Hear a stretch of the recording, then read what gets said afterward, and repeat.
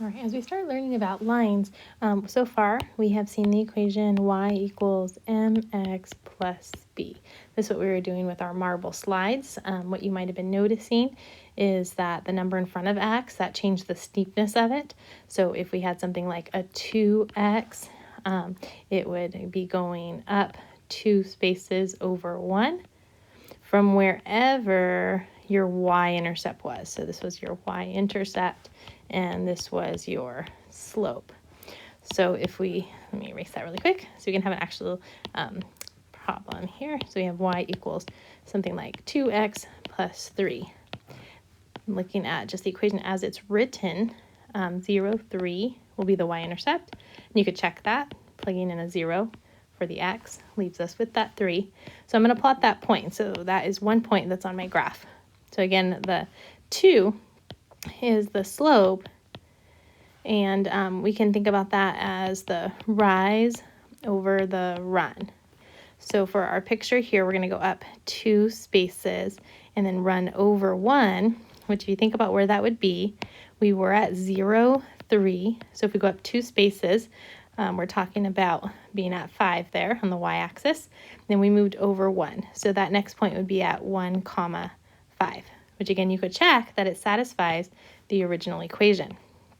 So that's one of the forms of lines. We have this slope-intercept form, which we watched a video on, and then we were working with the marble slides a bit.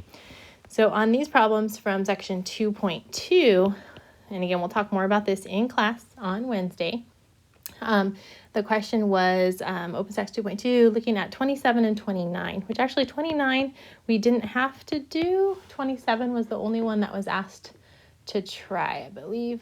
There is a 29 from 4.1. So we'll just look at 2.2, number 27.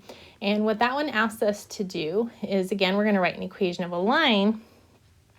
So we need to kind of think about that. But it gives us the details that it's going to go through the point 1, 3, and 5, 5.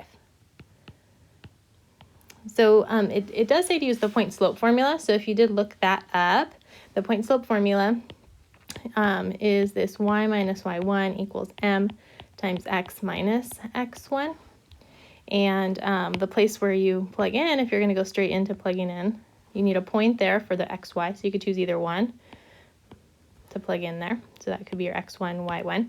And then you also need a slope. So anytime I'm not sure what's going on, I like to try and sketch the information that's given to me. So I'm going to plot the point 1, 3. Let me draw a coordinate plane on here. And see if that helps me to make sense of what's going on here. So the point 1, 3 would be 1, and then up 3 would be right there. And then the next point we have is 5, 5. So 2, 3, 4, 5.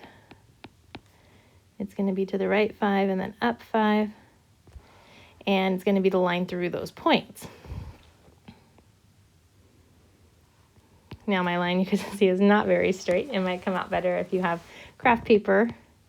But if you want to think about what the slope is, kind of working backwards from what we just saw in that example where our slope was 2, we want to know how much we got to rise up and run over to get to that other point. So the rise, if you look at it, if I was at a 3 and now I'm up at 5, that means I'm rising up 2. And then I'm at a 1 for x, and then all of a sudden I'm at a 5, so that difference there is 4. So my run is 4. So if I'm thinking about my slope being that rise over run, my slope is going to be up 2 over 4, or you could even reduce that to 1/2. And then you can see that it's kind of hard to tell where my y-intercept is. So if I'm still thinking about that slope-intercept form, it doesn't seem too precise. So again, that's where this other form might come in handy.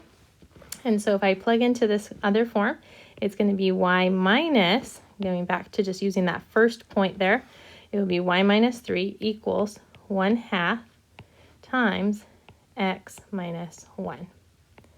And then if you want it to be in that slope-intercept form, all you need to do is kind of simplify.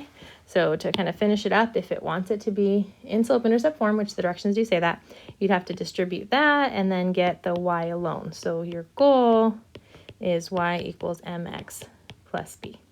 So hope that helps a little bit.